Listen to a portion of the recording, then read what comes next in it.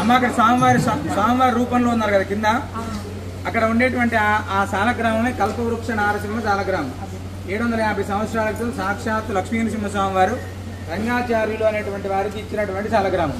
ఇక్కడ ఉండేటువంటి శాలగ్రామ దర్శనం అంటే స్వామి చెప్తేనే 9 తరాల తర్వాత ఇక్కడ దర్శనానికి ఏర్పాటు చేశారు. ఇక్కడ ఏది ముడుపు కట్టి ధర్మబద్ధంగా సంకల్పం చేసి 9 ప్రదక్షిణ చేస్తామో అనతి కాలంలోనే దాని యొక్క ప్రభావం ఉంటుంది, ఖచ్చితంగా నెరవేరుతుంది. కొన్ని వందల వేలాది మంది ప్రజలు స్వామివారి దర్శనం చేసుకుని ముడుపు కట్టి వాళ్ళ సంకల్పాలు నెరవేర్చుకుంటూనే ఉంటున్నారు.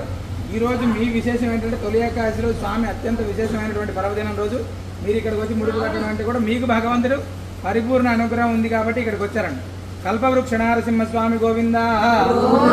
చెప్పండి. స్తంభోద్భవాయ భీమాయ ప్రహ్లాద ఆహ్లాద రాయినే కల్పవృక్షాంతరస్థాయ నారసింహాయ తే నమః.